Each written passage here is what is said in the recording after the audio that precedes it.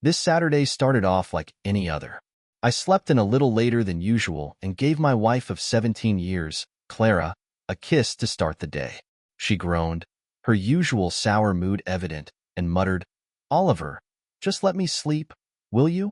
I can't get a break from you, either late at night or first thing in the morning. And the girls are probably already awake by now." I replied, trying to lighten the mood, "You're right. But come on, they're not little kids anymore. They won't just barge in here. Now, let me get some rest too." Reluctantly, I rolled out of bed, tossed on a robe, and headed for the shower. On my way, I heard a ruckus coming from Zoe's room. It sounded like her sister, Amelia, was dragging her out of bed. I figured it was typical sisterly chaos, so I didn't bother intervening and continued to the bathroom. After a quick rinse, I got dressed and headed to the kitchen. By the time I made it downstairs, the girls were already at the table, clearly tired of waiting for me. Zoe, my eldest, piped up, "Are we having breakfast today, or are you just going to make us starve? We still have to get ready for school, you know?" I chuckled and shook my head. "Why are you worried about school? You're on winter break. Remember? You're heading to Grandma's for New Year's." Zoe raised an eyebrow. "Yeah, but what about you? You've got the long weekend off, too. Isn't that why we were supposed to go skiing? Mom promised us." I shrugged. "Well, you'll have to take that up with your mom. She's the one pulling all the strings here." Amelia chimed in, "We could make breakfast ourselves, but Mom doesn't trust us. She's convinced we'd burn the house down if we tried to use the stove. She can barely make anything more complicated than scrambled eggs anyway." With a sigh, I offered, "All right, how about I whip up some oatmeal? Or would you prefer semolina like they serve in England?" Zoe wrinkled her nose. "Oatmeal, please." I smirked and added, "Sure thing, miss. I'll leave the oats for the horses." I got to work preparing the porridge and told the girls, "Go wash up and brush your teeth. Breakfast will be ready in 15 minutes. As I finished cooking, Clara finally emerged from the bedroom, her hair freshly combed, looking neat as ever. I couldn't help but feel a spark of attraction, even after all these years. She had this beauty that still captivated me, even though, deep down, I knew something had changed between us. Clara sat down at the table, her tone as brisk as usual. "Girls, hurry up and finish eating. Your dad's taking you to Grandma's today." Zoe looked disappointed. "But, Mom, you said we'd spend the week at the ski resort. We already packed everything, and we wanted to celebrate New Year's together as a family." Clara, ever dismissive, waved off her protest. "Life doesn't always go as planned, girls. We'll go skiing during spring break instead. Besides, Palmer has snow all year round. We could always head there later if it matters that much to you. Now, finish your breakfast and start getting ready." I wasn't happy about sending the kids to Clara's mom, especially after we'd promised them this ski trip. Something about it felt off, and I couldn't shake the feeling that Clara was hiding something. Our relationship had been on thin ice for a while, and it hadn't helped that Leo, the new commercial director at Clara's job, had come into the picture. I knew they went way back, having met in college, but Clara never mentioned him much. That only made me more suspicious. I tried not to dwell on it, but the way things were going, I couldn't ignore the signs. I'd seen the flirting, the subtle glances, but I convinced myself it was harmless. After all, I wanted to trust her, even if every instinct told me something wasn't right. Clara sending the girls off for the long weekend only made me more certain that something was brewing. I was prepared, though. I had a recorder ready for when things went down, hoping it might help me get some answers. My emotions were raw, but I was determined to face whatever was coming. After sneaking into the bathroom to wash my hands, I slipped the recorder into my shirt pocket, just in case. When I returned to the kitchen, Clara sat there, her face unreadable. For a moment, we just stared at each other, the silence heavy. Then, without warning, she smiled at me, but it didn't reach her eyes. The smile quickly faded, and her tone shifted to something serious. "Oliver, there's something we need to talk about. Now." I knew whatever she was about to say, I wasn't going to like it, but I kept my cool, refusing to let her see how much it bothered me. I set my fork down and met her gaze. "What's going on?" I asked, even though I already had a sinking feeling I knew. "Oliver," she started slowly, Nothing's wrong. I love you. I really do. I've loved you and only you for years. I've always imagined growing old with you, maybe even passing away together, side by side, Clara said, her words heavy with meaning. So, what's holding us back from that future? I studied sociology back in university, you know that. But most of us in that field don't actually work as sociologists. Only a handful do, using surveys and data to figure out what's going on in society, pinpoint problems, and offer solutions. She paused for a moment, almost as if she was gearing up for something deeper. Even though I ended up in marketing, I've stayed connected to sociology by focusing on research. I always keep an eye on the trends and developments in the field. I felt myself getting impatient with this roundabout way she was speaking. Clara, can we skip the theory and just get to the point? You're losing me here, I said, trying to mask my frustration. I've been reading a lot about what causes marriages to go south, she continued, completely ignoring my question. I think it's important we tackle potential issues head-on before they have a chance to destroy us. Don't you agree? I sighed, sensing where this conversation was headed. Clara, this all sounds like you've been reading a bunch of self-help nonsense. Honestly, I don't put much stock in those so-called sociological findings. What's really going on here? She let out a scoff, clearly annoyed that I wasn't taking her seriously. Oliver, this isn't just some mumbo-jumbo. I'm genuinely worried about us. If we don't act now, we could start drifting apart, and before you know it, things could fall apart entirely. We need to do something. I frowned, not quite following her line of thought. What exactly are you proposing we do? Her next words hit me like a punch to the gut. I think we need a break, Oliver. A real break from this marriage. We should explore ourselves, our desires, other people, other places. That way, when we come back together, we'll have more perspective, and our relationship will be stronger for it. A break? For how long? I asked, trying to hide the shock I felt creeping into my voice. A month? A year? She waved her hand dismissively. No, I'm just thinking a couple of weeks. Maybe over the long weekend. It all started clicking into place. Is that why the girls are going to your mom's instead of the ski trip we promised them? I asked, already knowing the answer. Clara nodded. We could have sent them to your parents, but my mom was expecting them. It just made more sense. My temper flared, and I couldn't hold back anymore. So, let me get this straight.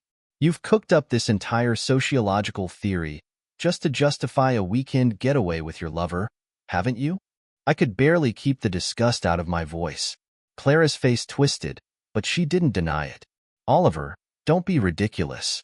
There's no lover. I'm just trying to be honest with you about where I am mentally and emotionally. I still love you, but I need this time for myself. I stared at her, the pieces falling together, my suspicions finally confirmed. Don't play dumb, Clara. I'm talking about Leo, your new boss, the guy you were involved with back in college. You had an affair with him then, and now, what? It's starting up again now that he's in your life as your boss? She was stunned, but only for a second. Leo? He's got nothing to do with this. You're blowing things out of proportion, she said quickly, but her voice was shaky. I'm not imagining things. You didn't even tell me when Leo got hired as your boss. And don't you dare say nothing's going to change between us. Everything has already changed, Clara. Your attitude towards me, towards the kids, everything is different. Whether you admit it or not, our family is falling apart, starting today. She looked at me, almost pleading. Oliver, I don't know what you're thinking, but I still love you. There's no need to get dramatic. We're not getting divorced. This is just something we need to sort through between the two of us. Our parents, the girls, none of them have to be involved in our personal affairs. I shook my head. You're overcomplicating this, Clara. Whatever theory you and Leo have concocted, it's just a fancy excuse for doing what you know is wrong. She sighed, exasperated. Fine. Let's not talk about it now. Go drop the girls off, and we'll discuss this later when you're ready to be reasonable. I stood up, my resolve hardening. There's nothing more to talk about, Clara. I'm leaving. You can't just walk away like this, she cried, sounding more desperate than angry. I can and I will, I replied firmly. I'm not going along with this twisted idea of yours, And I sure as hell won't sit around waiting for you to come back from your little break with Leo. As far as I'm concerned, this marriage is over." She stared at me, stunned, as I turned my back on her. Just then, Zoe came into the kitchen, oblivious to the tension. "Daddy, we're ready to go." I nodded at her, forcing a smile. "All right, sweetheart. I'll be down in 5. Without another word to Clara, I grabbed my laptop, threw my backpack over my shoulder, and headed downstairs. I started the car, waiting for it to warm up, and the girls climbed into the back seat. As I drove off, I saw Clara watching us from the window. Her face was a mix of confusion and disbelief, but I didn't care anymore. Finally, Zoe broke the silence. "Daddy, Grandma's place is on the other side of town." "I know, sweetheart," I replied, "but you were promised a ski lodge, and that's exactly where we're headed. We'll figure out where to stay when we get there." Zoe's voice grew quieter, almost hesitant. "Dad, are you and Mom getting a divorce?" I winced but kept my eyes on the road. "Why would you say that, honey?" "We overheard you both arguing in the kitchen this morning," Zoe admitted, her tone steady. "And I'm on your side, Dad."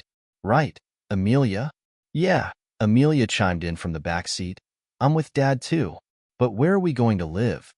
I sighed, the weight of their questions pressing down on me. "For now, we'll stay at Grandma's. I'll drop you off at school, pick up your clothes and books. Let's not worry about all that right now, though. You both deserve a good vacation, and that's exactly what we're going to have." Meanwhile, back at home, Clara turned away from the window, already reaching for her phone. She dialed quickly, and Leo answered almost immediately. "Leo, it's Clara.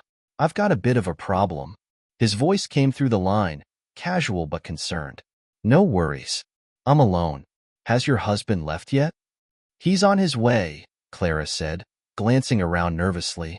"But he didn't react the way we thought he would." "What do you mean?" Leo asked, a hint of frustration in his voice. Clara sighed, her anxiety bubbling over. "He didn't believe me. I offered the 2-week separation we talked about, but he's onto us. He knows about our history from college, and he's talking about getting a divorce." "That's not good," Leo muttered. "It's going to cause a mess. If this leaks, the office gossip will go wild. Eventually, Stella will catch wind of it." "Stella?" Clara frowned. "I don't care about her." "You've never been serious about divorcing her, have you?" Leo avoided the question. "So what are you going to do now? Is Oliver coming back soon?" "He still has to drop the girls off at my parents' place. He'll be gone a few hours at least. I tried telling him there wouldn't be a separation, but he didn't believe me. He thinks I'm going to convince him when he gets back." "All right," Leo said, his tone shifting to something more decisive. "Let him cool off. When he returns, stick to your story. Say the separation's off, and just wait. We can't let this get out, especially not at work." Clara ended the call, feeling a slight wave of relief from Leo's support. But as she sat there, staring at the phone, doubt began creeping in again. Was all of this worth it? Risking her family for what was essentially a fling with an old flame? She stood up, deciding it was best not to dwell on that now. Determined to smooth things over with Oliver, she set the table, careful to make everything look perfect. Instead of cooking, she dressed and headed out to a cafe, picking up some takeout along with a bottle of wine. Back home, she reheated the appetizers and set out 2 glasses, placing the corkscrew nearby. With everything arranged, she sank into the armchair and turned on the TV, waiting. As she waited, her thoughts drifted back to Leo.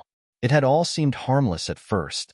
When she learned he would be her new commercial director, she felt that old, unexpected attraction stir inside her.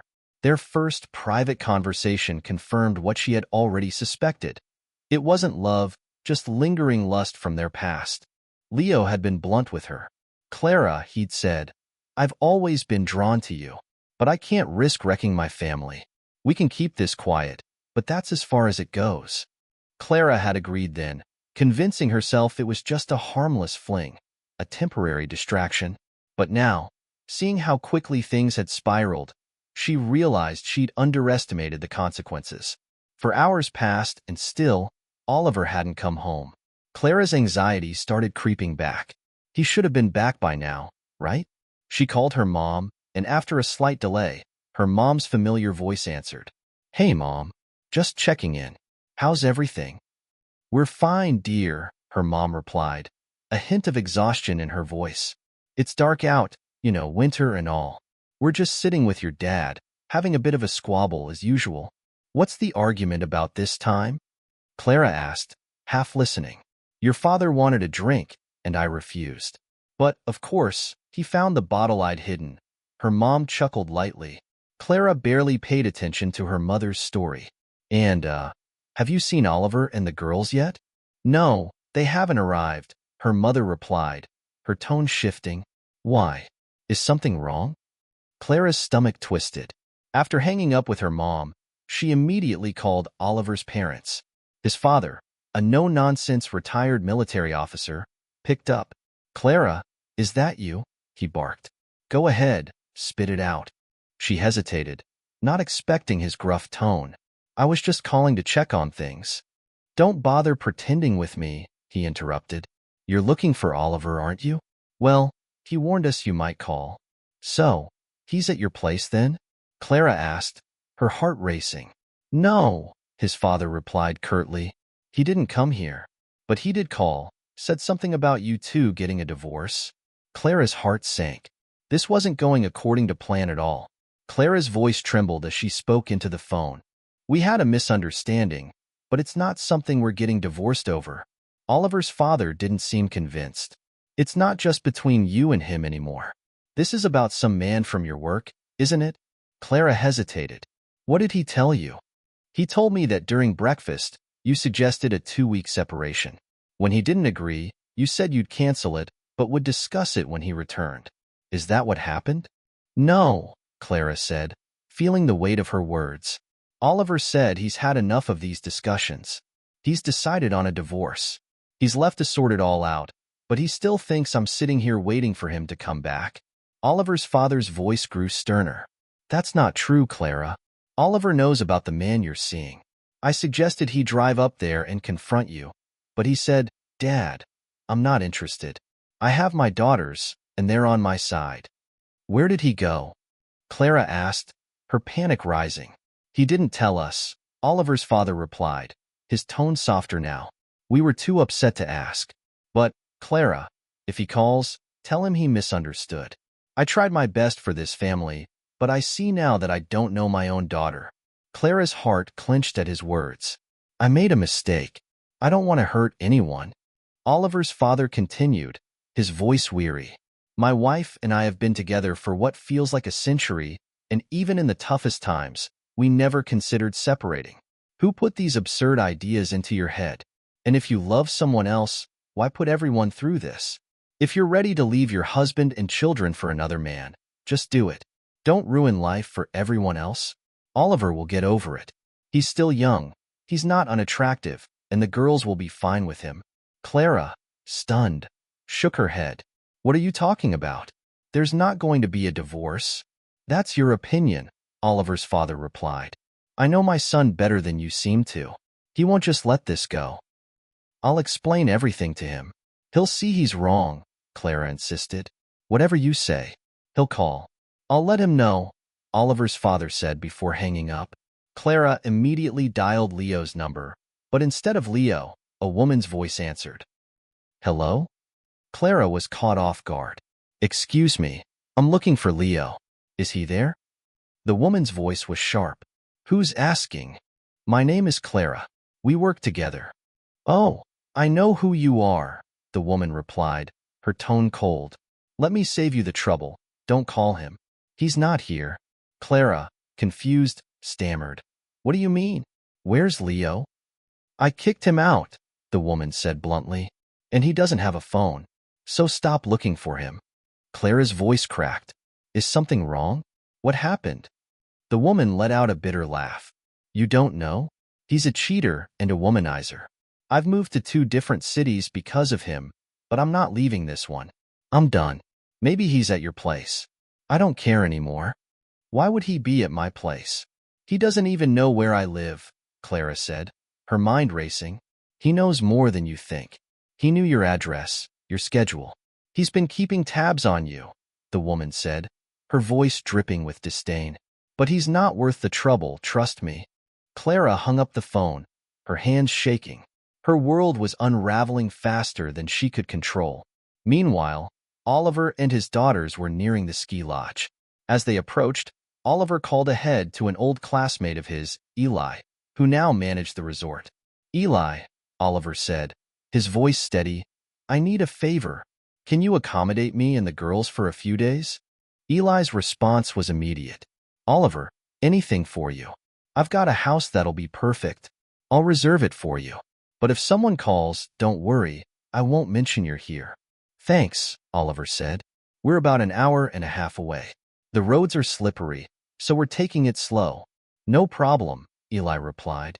I'll make sure everything's ready when you arrive. An hour and a half later, Oliver's car pulled up to the ski lodge gates. He informed the gatekeeper they were there to see Eli, and they were directed to a cozy house nestled near the lodge. The parking lot was quiet, and the snow added a peaceful calm to the scene. Oliver parked, and the girls eagerly gathered their belongings. Inside, Eli had set a table with warm food, waiting for them. Come on, Oliver. Everything's getting cold, he called as they walked in. You're always in such a rush. Let the girls settle in first, Oliver said, smiling. There are 2 bedrooms upstairs, one on the ground floor. They'll be fine. Zoe and Amelia hurried upstairs with their bags, quickly changing into comfortable clothes and exploring their new temporary home. They were growing up fast, and Oliver couldn't help but feel proud of how well they were handling everything. Eli turned to Oliver once the girls were out of earshot. Where's Clara? Why isn't she here? That's a long story, Oliver sighed. I'll fill you in later. Eli handed him a drink. Let's toast to our reunion first. You're slow to arrive, but quick to run from trouble. They raised their glasses, reminiscing about old times. Occasionally, the girls would pop in with questions, asking about activities at the lodge. Eli, what's going on tonight? Amelia asked. There's a dance party in the main hall, Eli replied. We didn't bring anything fancy for dancing, Zoe said, looking a little disappointed. Eli chuckled. There's no dress code. You can go as you are. Can we go, Dad? Zoe asked, her eyes lighting up. Of course, Oliver said, smiling. Go have fun. I'll call someone from my staff to take you over, Eli added. As the girls left for the dance, Oliver and Eli sat back, reflecting on how quickly life could change. Eli made the call, and within minutes, a young employee arrived to escort Zoe and Amelia to the dance. After the girls left, Eli turned to Oliver with a curious look. So, what's going on with Clara? Oliver sighed heavily, staring into his glass. I've decided to get a divorce. Eli raised his eyebrows. Why? I thought you two were solid. Oliver shook his head. Remember when I used to date her? There were always rumors she was seeing someone else. Yeah, but they were just rumors, Eli said. Nothing ever concrete. Well, turns out they weren't just rumors, Oliver replied bitterly. Some guy from out of town shows up at her work, ends up becoming the commercial director, and before I know it, they've started an emotional affair. I didn't catch on at first, but then his wife, Stella, decided to divorce him and told me everything. It all came to light today. Eli was quiet for a moment. So, she actually cheated on you? Oliver shook his head again. No, not physically, but emotionally? Yeah, it was subtle. She suggested we take a long weekend apart, said it would somehow strengthen our marriage as we aged. Total nonsense. Eli leaned back in his chair. And now you've decided to divorce her because of this? Oliver took a deep breath. When I spoke with her today, I realized there was no going back. The idea of continuing this life with her, knowing what she's been doing, it's unbearable. Eli looked at his friend sympathetically. What's next? Not sure, Oliver admitted. I'm meeting with a group of lawyers tomorrow. They've got an office downtown. I need their help figuring out the next steps. Eli nodded. Well, we'll sort it out. For now, let's pour another drink. Around 11 p.m., Zoe and Amelia returned from the dance, escorted back by a ski center staff member who'd taken good care of them. Oliver prepared a late supper, and they shared a meal together before heading to bed. Despite the lively chatter, Oliver couldn't shake the weight of the day's events. Once the girls were asleep, he sat on his bed, trying to hold back tears. It had been one of the hardest days of his life, and he couldn't escape the betrayal he felt. To clear his mind, he turned on a tape recorder he'd brought, listening to a recording that reaffirmed his decision. Divorce was the only option. Clara, on the other hand, was left searching aimlessly. She powered up Oliver's computer, trying to find some clue as to where he and the girls had gone. But her search yielded nothing. No sign of the ski lodges he had been looking into. She had no idea where they were. The next morning, Oliver was awoken by a knock on his door. "Come in," he called, and Zoe and Amelia burst into the room, full of energy. "Daddy, wake up!" Zoe exclaimed. "Let's have breakfast and go skiing. And then we can go ice skating." Oliver rubbed his eyes and smiled at their enthusiasm. "There's an ice skating rink here?" "Yes." Amelia answered excitedly. "Come on, let's go." "All right, wash up, and I'll be ready in 5 minutes," Oliver said, feeling grateful for the distraction. They headed to the cafe for breakfast and then changed into their skiing gear. After renting skis, they took the lift up the mountain, enjoying a morning full of skiing and laughter. By lunchtime, they were back at the cafe, taking a break after an active morning. As they were eating, Eli and his wife joined them. Eli mentioned, "The company we discussed has arrived. They brought a divorce specialist with them." "Great," Oliver said. "Let's meet in your office after lunch. I'll need a computer and printer to get started." Eli nodded. "No problem. By the way, tonight we're all going ice skating. My wife and her sister will take the girls. They want to go dancing again, so we'll all join them for that too." Oliver smiled. "Sounds good. Don't forget, tomorrow's New Year's Eve. We'll need to prepare." Everything was falling into place. After lunch, Oliver and Nikolai went to Eli's office. There, a lawyer named Elena met with Oliver and provided him with guidance. Oliver wasn't familiar with divorce laws, so Elena explained everything, advising him not to make hasty decisions about their apartment. "Remember," she said, "your daughters will grow up and need their own space. If you move into the apartment now, things could get complicated if Clara remarries or brings someone new into the home." "But I can't imagine living in the same apartment as her," Oliver replied, the thought making him uneasy. "Try to envision it," Elena suggested. "You could propose a petition to give you both space. But first, you need to explain to her that you'll be filing for divorce. When will the paperwork be ready?" "No rush," she said. "The courts have holiday weekends too. I can prepare everything on my laptop and we'll print it later. You can contact me at my office if you need further assistance or hire me to represent you in court." "I like that idea," Oliver said, nodding in agreement. Later that night, Oliver and his daughters celebrated New Year's Eve with Eli, his wife, her sister, and the group of lawyers at the lodge's large hall. The celebration was lively, filled with music, laughter, and dancing. Other vacationers joined in, and it was a night of fun and joy. In the early hours of the morning, Oliver and his daughters returned to their cabin, exhausted from the festivities. The girls fell asleep almost immediately. Oliver, feeling a bit more at peace, returned to the company of his friends in the main hall. As the fire crackled in the background, Oliver reflected on the events of the past few days. He knew there was still a long road ahead, but for the first time in a while, he felt like things might just turn out okay. The following days went as planned, with more skiing, ice skating, and dancing. In the evenings, Eli often asked Oliver how he was holding up. Oliver responded honestly, "You know, aside from the fun during the day, there were nights when I shed a lot of tears. But now, I feel more prepared for what lies ahead than ever." Eventually, the day arrived for Oliver and his daughters to pack up and head home. Before they left, Oliver sat down with Zoe and Amelia to discuss the importance of keeping their apartment, ensuring they understood its value for their future. On their way back, they stopped at the mall to pick up groceries, arriving home as night fell. Once home, Zoe and Amelia began rearranging their rooms. Amelia decided to move her things into Zoe's room, planning to give her old room to their dad. As they were in the middle of rearranging, Clara came in and asked, "What are you two doing?"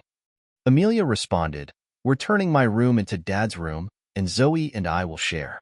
Surprised, Clara asked why, and Amelia simply said, "That's what Dad said." Unhappy with the decision, Clara warned. Fine, but I won't tolerate any boyfriends in this house. You can hang out elsewhere. Just so you know, I'm filing for divorce. With the room changes complete, the girls prepared for school the next day. Meanwhile, Oliver started cooking dinner, also preparing breakfast for the morning. Clara tried to start a conversation with him, but Oliver gave her no response. Frustrated, Clara then went to the girls' room and asked if they wanted to talk to her. Zoe and Amelia both replied that they hadn't missed her, reinforcing the tension in the house. For the rest of the week, Oliver, Zoe, and Amelia continued living separately from Clara. Oliver locked the doors to the rooms they occupied, and he cooked only for himself and his daughters, completely ignoring Clara's presence. By Friday evening, the emotional distance had deepened. A young woman arrived at the house, delivering a registered letter to Clara, a summons with an attached statement of claim for divorce. Reading the letter, Clara rushed into the kitchen, tears streaming down her face. Why are you doing this, Oliver? I thought we could work things. Oliver remained calm and advised her to consult a lawyer. Talk to your lawyer about it, Clara, he said dismissively. When Clara mentioned that Leo had disappeared, Oliver suggested she reach out to him for advice, clearly uninterested in discussing her emotional distress. Clara, however, persisted. I don't have anyone else, Oliver, she cried. Unmoved, Oliver simply replied, That's your problem now. The girls, having already eaten, left for their room without a word to their mother. In desperation, Clara continued to plead with Oliver, professing her love for him and their daughters. Oliver responded coldly, What does my love have to do with this? I loved you once, but that was before I found out about your emotional affair with your old boyfriend, someone you didn't even tell me about. Oliver's voice grew firmer. I was a fool to love you after that. You wanted to talk? Fine. Tell me about your fake weekend plans. What was this strengthening our marriage excuse you gave me? How are you going to spend your weekend with him? Did you enjoy it? I bet it was just wonderful, wasn't it? As Oliver finished his meal and began gathering the dishes, the clatter of plates caught Zoe's attention. She came into the kitchen and offered to help with the dishes, but Oliver gently declined, telling her to go upstairs and tidy her room. I'll take care of this, sweetheart, he reassured her. I'll iron your clothes too, they're already dry. Clara, still sitting at the kitchen table, felt completely invisible as Oliver continued to ignore her. Emotionally defeated, she eventually retreated to her room. Oliver finished the dishes, turned off the lights, and headed to his own room, noticing the pile of laundry he had done earlier, ready to be ironed. Before going to bed, Oliver walked into the kitchen one last time, only to find Clara sitting alone in the dark. She looked up when he entered and began to speak, her voice trembling. Oliver, none of this was planned. It just happened. Leo and I were seeing each other back in university, but then he suddenly disappeared. No one knew about us. We weren't pressured into anything. And then, out of nowhere, he showed up at my workplace. Clara paused, her eyes welling with tears. We started talking, but it was just for work. One day, he asked me to lunch, and I agreed, thinking it was innocent. But then things changed. He told me from the start that we had to be discreet, that no one could find out. I agreed, even though I didn't think it would go anywhere. It was just supposed to be one date, Oliver. One date. Oliver shook his head in disbelief. So that's why you fed me that ridiculous story? You really thought that would work? Clara's voice broke as she continued. I didn't realize how far it would go. I didn't know how to stop it. Oliver's anger flared. Clara, can't you see he was using you? Are you really this naive? Clara tried to defend herself. It wasn't about that, Oliver. You stopped complimenting me on my looks, my clothes, my hair. Oliver interrupted her. And that justifies having an affair? Just because I don't tell you every day how great you look? Clara fell silent, realizing that no excuse would change what had already been done. Are you saying you're willing to have an affair with anyone who gives you compliments? Oliver's question hung in the air. Over the next few days, Oliver focused on preparing for his meeting with child welfare officials. His lawyer, Elena, had emphasized that their opinion would carry significant weight in court, although the children's views would also be taken into account. Oliver had a lot to manage in a short time, and the nights were sleepless, his thoughts consumed by love, betrayal, and the pain of losing trust in Clara. All he wanted now was a divorce, though it seemed like a long, painful process. He knew their marriage was beyond repair. On top of everything, Oliver also had to consider the well-being of his daughters, who had grown distant from their mother. During one of their conversations, Clara argued that they should stay together for the sake of the children and try to make their marriage work. Oliver disagreed. Our children need to know that their parents love them unconditionally. Zoe and Amelia are not responsible for what happened between us. They're old enough to form their own opinions. I haven't spoken badly of you to them, Clara. They came to their conclusions based on what they overheard during your constant criticism of me. Oliver continued, I'm proud of our daughters. They quickly understood what was going on between us and your lover. They discussed it among themselves, and I know their decisions were not made lightly. When we left for that weekend, they were deeply upset with you, and that conversation changed my plans and the course of my life. The girls know far more than you think. Clara, visibly shaken, asked, Do the girls hate me? Oliver sighed, his tone softening slightly. For someone with a sociology degree, I expected you to understand this better. Yes, they know you were unfaithful, and yes, they're angry with you. You can try to rebuild your relationship with them, but they're in a difficult phase. Adolescence is when children undergo significant emotional and physical changes. It's hard to say how you'll connect with them now. As the court date approached, the tension grew. Oliver and Clara were given time to reconcile, but it led nowhere. Finally, during a preliminary session, Oliver proposed a custody agreement as part of the divorce, suggesting the girls should live with him.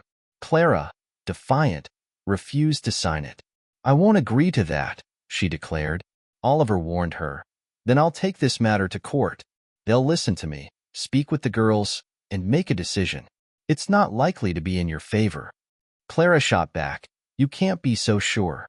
Court decisions can be appealed. Oliver ended the conversation coldly. Good luck with that.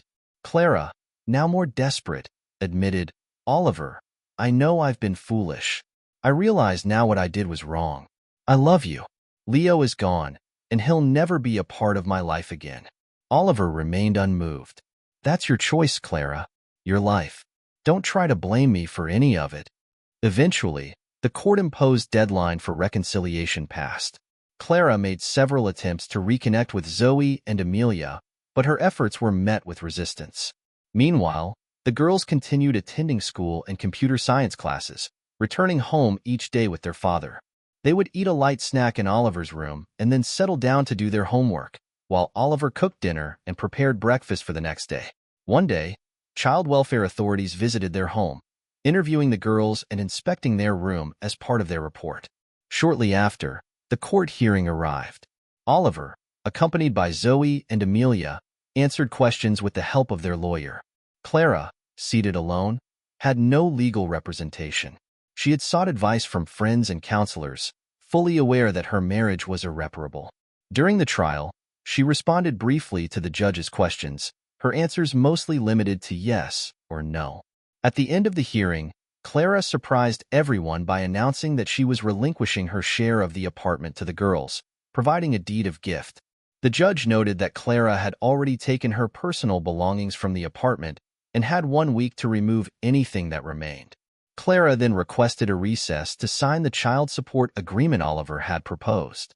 After the recess, Clara added, I'm willing to voluntarily pay child support to Oliver.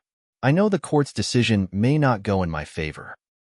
Oliver responded, to ensure transparency, I propose that Clara open separate accounts for each of the girls and deposit the money there. They'll need it when they come of age. The judge clarified that matters of alimony and property division weren't part of the initial claim, so the court would not address them. However, the child support and divorce issues would be decided, and the court recessed to make its final ruling. After the trial, Oliver and Clara left the courthouse, officially divorced. The girls, who had been excused early, were waiting for Oliver by a bus stop, eating ice cream despite the cold.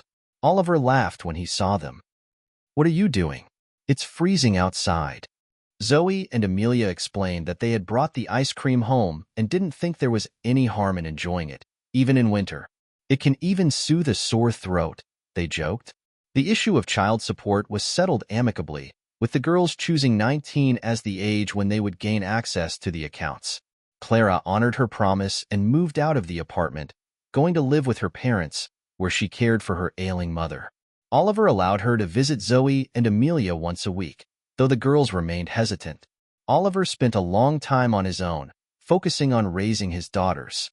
On New Year's Eve, he and his now-grown daughters returned to the ski resort where they had vacationed before, this time accompanied by Nadia, Eli's wife's sister. A relationship slowly developed between Oliver and Nadia, though Oliver wasn't in a rush to make any commitments. His daughters remained his top priority, and Nadia, who had no children of her own, got along well with Zoe and Amelia.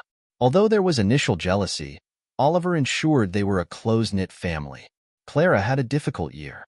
Her parents passed away one after the other, and Oliver helped her with the funerals, though their shared grief did not restore their relationship. For a long time, Clara lived alone, relying on her daughters as her primary social circle. Eventually, she began dating a lonely widower from the neighborhood. Leo, her former lover, never reappeared. His whereabouts remained unknown, even to his ex-wife, Stella, who had remarried soon after their divorce.